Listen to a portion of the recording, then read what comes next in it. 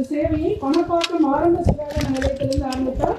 தற்போது ஸ்டான்லி மருத்துவமனையில் 2011ஆம் ஆண்டிலிருந்து பணிபுரிந்து வருகிறார். திருமதி பி நாகலட்சுமி திருமதி ஆஷா லதா ஹல்தார் அந்தமான் மற்றும் நிக்கோபார் நிர்வாகத்தில் சுகாதார சேவைகளின் பிரிவின் கீழ் 25 ஆண்டுகளுக்கு மேலாக துணை செவிலியராக சேவையாற்றியுள்ளார். கோவிட்-19 தொற்று காலத்தில் பழங்குடி சமூகங்களை பாதுகாப்பதில் அவர் முக்கிய பங்கு வகித்தார். சென்னை மாநகர மேயர் வணக்கத்திற்குரிய சகோதரி பிரியாராஜன் அவர்களே, சட்டமன்ற உறுப்பினர்கள் அண்ணன் தாயகம் கவி அவர்களே, சகோதரர் மருத்துவர் எழிலன் அவர்களே, மருத்துவம் மற்றும் மக்கள் நல்வாழ்வுத்துறையுடைய அரசு முதன்மை செயலாளர் முனைவர் செந்தில்குமார் IAS அவர்களே, தேசிய நலவாழ்வு குழுமை இயக்குனர் திரு அருண் தம்புராஜ் IAS அவர்களே, மருத்துவ கல்வி இயக்கத்துடைய இயக்குனர் டாக்டர் தேரணி ராஜன் அவர்களே,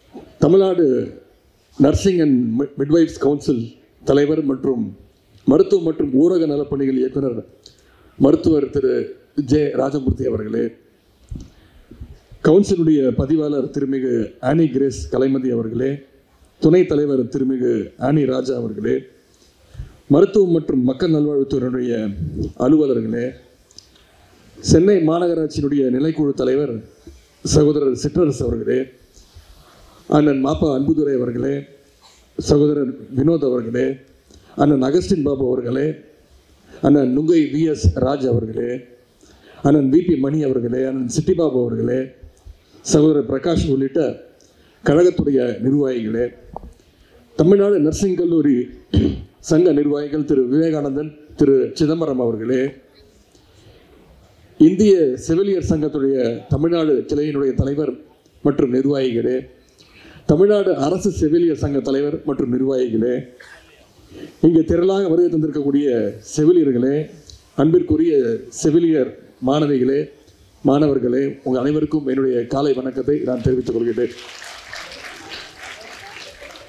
தமிழ்நாடு நர்சிங் அண்ட் மிட்வைஃப்ஸ் கவுன்சிலுடைய 100ஆண்டு விழா நிகழ்ச்சியில் பங்கேற்று விருதுகள் வழங்குகின்ற இந்த நிகழ்ச்சியில் பங்கேற்று உங்களோடு உரையாடுவதில் நான் மிகுந்த மகிழ்ச்சி அடைகின்றேன், பெருமை அடைகின்றேன். முதல்ல உங்களுடைய கவுன்சிலுடைய தலைவர் மருத்துவர் திரு ராஜமூர்த்தி அவர்களுக்கு என்னுடைய பாராட்டுகளையும் வாழ்த்துக்களையும் அன்பையும் நான் தெரிவித்துக் கொள்கிறேன். உங்களுக்கு இந்த கவுன்சிலை பொறுத்த வரைக்கும் உங்களுக்கு அவர் தலைவர், பல பேருக்கு தெரியும், சில பேருக்கு தெரியாது. எனக்கு அவர் சொந்த தாய் மாமா, என்னை தூக்கி வளர்த்தவர் அவர். இன்னும் சொல்ல போனால் கோபாலபுரம் வீட்டில் கலைஞர் இல்லத்தில் நானும் அவரும் ரூம்மேட்ஸ், 2 பேரும் சேர்ந்து ஒன்றா தான் படித்தோம்.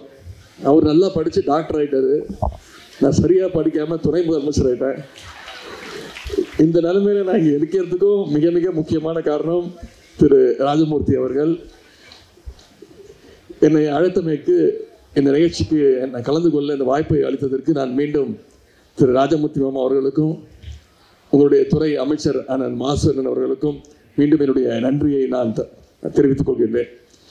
இங்கே வருகை தந்திருக்கக்கூடிய ஒவ்வொரு செவிலியருடைய முகத்தை பார்க்கின்ற போது மிகப்பெரிய அளவில் தன்னம்பிக்கை உணர்வும் பாதுகாப்பு உணர்வும் எனக்கு ஏற்படுகின்றது.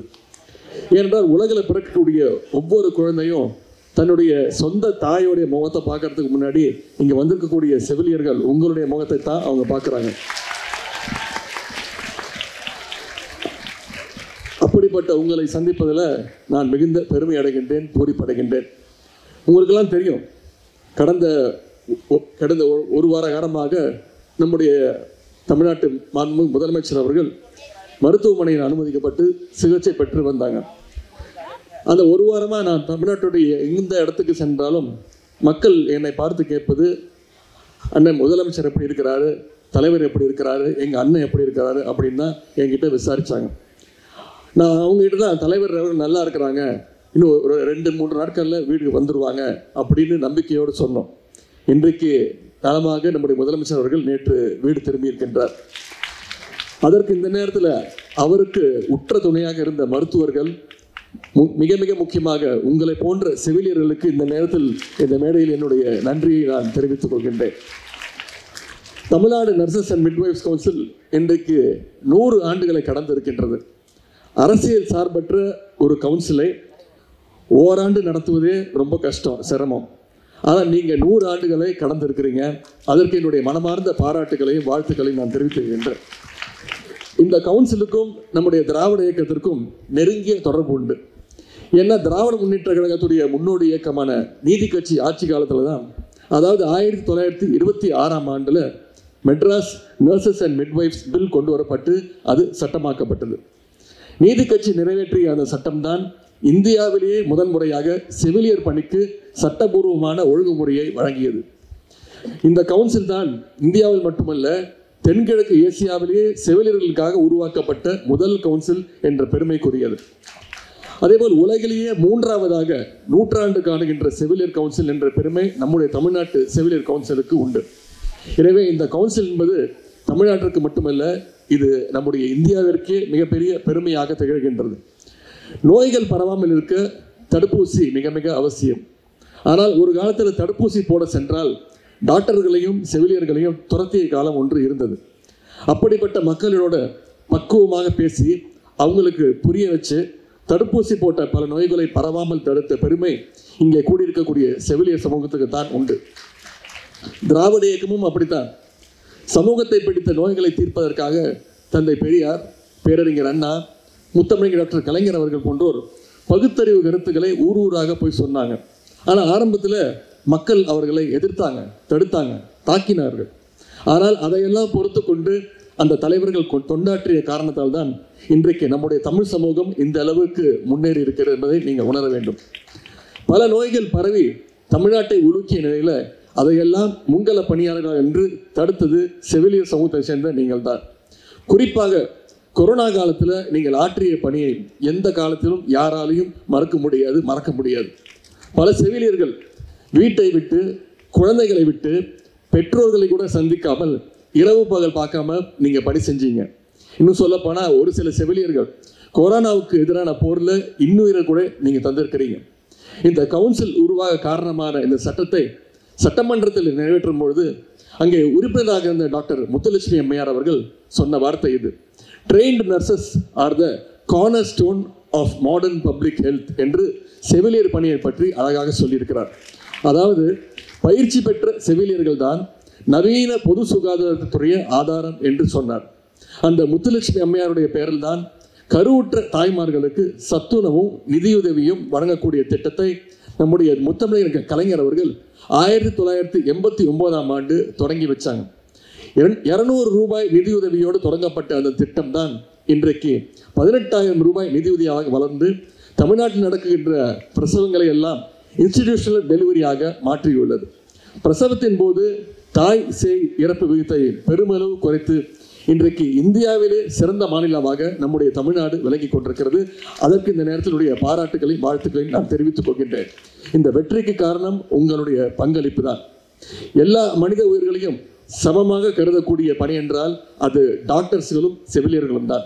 இன்றைக்கு தமிழ்நாட்டில் இந்த கவுன்சில் மொத்தம் 2.5 லட்சத்திற்கும் மேற்பட்ட செவிலியர்கள் பதிவு செய்திருப்பதாக இங்கே கூறினார்கள்.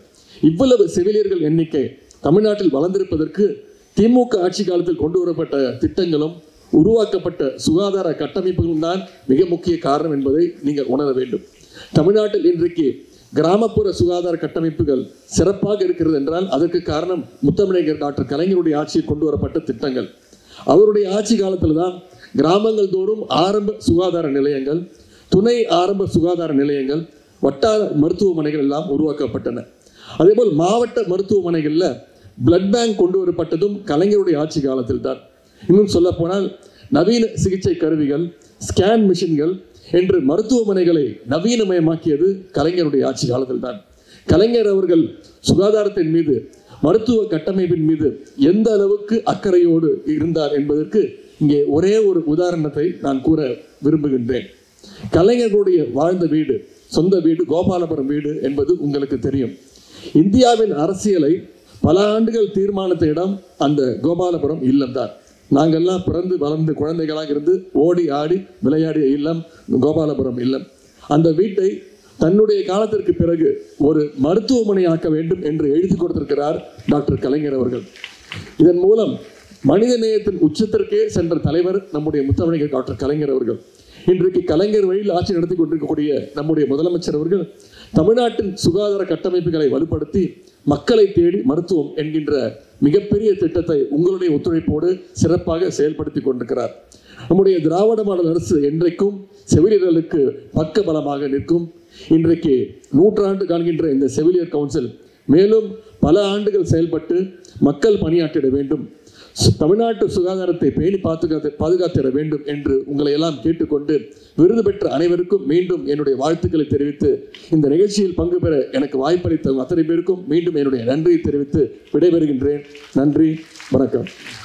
அரசு மருத்துவமனையில் பணியாற்றுகிற செவிலியர் அலமேலு மங்கை என்கின்ற செவிலியருக்கு ஜனாதிபதியின் விருது கிடைத்திருக்கிறது.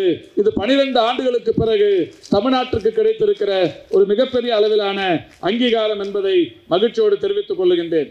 நம்முடைய மரியாதைக்குரிய பதிவாளர் அவர்கள் இங்கே பேசும்போது தமிழ்நாட்டிலிருந்து செவிலியர் பட்டப்படிப்பு முடித்தவர்கள் இன்றைக்கு வெளிநாடுகளுக்கு பணிகளுக்காக செல்லுகிறார்கள் என்கின்ற ஒரு வரி செய்தியை சாதாரணமாக கடந்து சென்று விட்டார். இதற்கு முன்னால் எல்லாம் எந்த அரசாங்கத்திலும் அது இல்லாத ஒன்று. மாண்புமிகு தமிழ்நாட்டின் முதலமைச்சர் அவர்கள் செவிலியர்களை, அதுவும் குறிப்பாக தமிழ்நாட்டு செவிலியர்களுக்கு உலகம் முழுவதிலும் ஒரு மரியாதை இருக்கிறது, மதிப்பு இருக்கிறது, இவருடைய சேவை உணர்வை உலக நாடுகள் அங்கீகரித்திருக்கிறது என்பதற்கான அடையாளமாக இன்றைக்கு மாண்புமிகு முதல்வர் அவர்கள் ஓவர்சீஸ் மேன்பவர் கார்ப்பரேஷன் OMC என்கின்ற ஒரு ஆப் நிறுவி அதன் மூலம் இன்றைக்கு ஏராளமான ஆயிரக்கணக்கான செவிலியர்கள் வெளிநாடுகளில் வேலை வாய்ப்பை பெறுகிற ஒரு மகத்தான காரியத்தை இந்த அரசு செய்திருக்கிறது என்கின்ற ஒரு மகிழ்ச்சியான செய்தியை தெரிவித்துக் கொள்கின்றேன். இப்படி ஏராளமான நம்முடைய நலப்பணிகளை நம்முடைய துறையின் சார்பில் செவிலியர்களுக்கு செய்யப்பட்டு வருகிறது. அந்த வகையில் நம்முடைய மரியாதைக்குரிய பதிவாளர் அவர்கள் கூட ஒரு நர்சிங் யூனிவர்சிட்டி வேண்டும் என்கின்ற வகையில் ஒரு கோரிக்கை வைத்திருக்கிறார். நிச்சயம் எதிர்காலத்தில் மாண்புமிகு தமிழ்நாட்டின் முதலமைச்சர்கள் மகளிருக்கான ஆட்சியை நடத்தி கொண்டிருக்கிறார். திராவிட மாடல் ஆட்சியில் மகளிருக்கான திட்டங்கள் அனைத்துமே நீங்கள் நன்றாக அறிவீர்கள். குறிப்பாக இன்றைக்கு செவிலியர் பள்ளியில் படிப்பவர்களாக இருந்தாலும் செவிலியர் கல்லூரியில் படிப்பவர்களாக இருந்தாலும் தமிழ் புதல்வன், நான் முதல்வன், புதுமை பெண் போன்ற அரசின் திட்டங்களினால் நன்மை பெற்று இன்றைக்கு ஏராளமான பேர் இந்த கல்வி பயில்வதற்குரிய அந்த தகுதியோடு வந்து கொண்டிருக்கிறீர்கள். இதற்கு முன்னால் எந்த அரசாங்கத்தின் சார்பிலும் இது போன்ற திட்டங்கள் மகளிருக்கு அந்த கல்வி பயில்வதற்குரிய இந்த வாய்ப்புகளை ஏற்படுத்தி தராத ஒன்று. எனவே அந்த வகையில் நம்முடைய மாண்புமிகு முதல்வர் அவர்கள் நம்முடைய கல்வி பயில்வதற்கு மட்டுமல்ல, இந்த துறையின் கட்டமைப்பை மேம்படுத்துவதற்கும் ஏராளமான சலுகைகளை, திட்டங்களை அளித்துக் கொண்டிருக்கிறார். நிச்சயம் இதுவும் துறையின் சார்பில் பரிசீலிக்கப்படும் என்பதை இங்கே மகிழ்ச்சியோடு எடுத்து கூறி, இன்றைக்கு நம்முடைய பெருமதிப்பிற்குரிய இந்த துறையின் தலைவர், இந்த தமிழ்நாடு நர்சிங் கவுன்சிலின் தலைவர் பெருமதிப்பிற்குரிய ராஜமூர்த்தி அவர்கள், ராஜமூர்த்தி இந்த நிகழ்ச்சியை மிக சிறப்பாக ஏற்பாடு செய்து நடத்தியிருக்கிறார். அதுவும் கூட வல்லூர் கோட்டத்தில் நடத்தி கொண்டிருக்கிறார். அவருக்கு ஒரு மகிழ்ச்சியான பாராட்டு. அவர் இந்த துறையில் பொறுப்பேற்று ஏறத்தாழ ஒரு 35 ஆண்டு காலம் ஒரு மருத்துவராக பல்வேறு நிலைகளில் பணியாற்றி இன்றைக்கு DMS என்கின்ற ஒரு மகத்தான நிலையில் இன்றைக்கு பணியாற்றி கொண்டிருக்கிறார். இன்னும் ஒரு 2 நாட்கள் கழித்து 31ஆம் தேதியோடு பணி நிறைவு பெறுகிற அந்த நிலையிலும் அவர் இருந்து கொண்டிருக்கிறார். அவர் இந்த துறையில் ஆற்றிய பணிக்கான ஒரு அங்கீகாரமாக இந்த விழா நடைபெற்றுக் கொண்டிருக்கிறது. ஒரு 35 ஆண்டு காலம் இந்த துறைக்காக உழைத்த அவர் இன்றைக்கு இந்த நிகழ்ச்சியின் மூலம் ஒரு பணி நிறைவு விழாவாகவே இன்றைக்கு இது நடைபெற்றுக் கொண்டிருக்கிறது. நிச்சயம் திரு ராஜமூர்த்தி அவர்கள் பாராட்டப்பட வேண்டியவர், வாழ்த்துதலுக்குரியவர், போற்றுதலுக்குரியவர். இந்த சங்கத்தை மட்டுமல்ல, இந்த அமைப்பை மட்டுமல்ல, ஒட்டுமொத்தமாக DMS நிர்வாகத்தை ஏறத்தாழ 300க்கும் மேற்பட்ட மருத்துவமனைகளை கட்டியாண்டு இன்றைக்கு மிக சிறப்பான வகையில் அந்த மருத்துவ சேவையை அளித்துக் கொண்டிருக்கின்ற திரு ராஜமூர்த்தி அவர்களை உங்கள் அனைவரின் சார்பில் உங்கள் கரவொலியோடு அவர் அந்த ரிட்டையர்மெண்ட்டுக்காக இன்றைக்கு அவரை வாழ்த்தி பாராட்டி விடைபெறுகிறேன். நன்றி, வணக்கம்.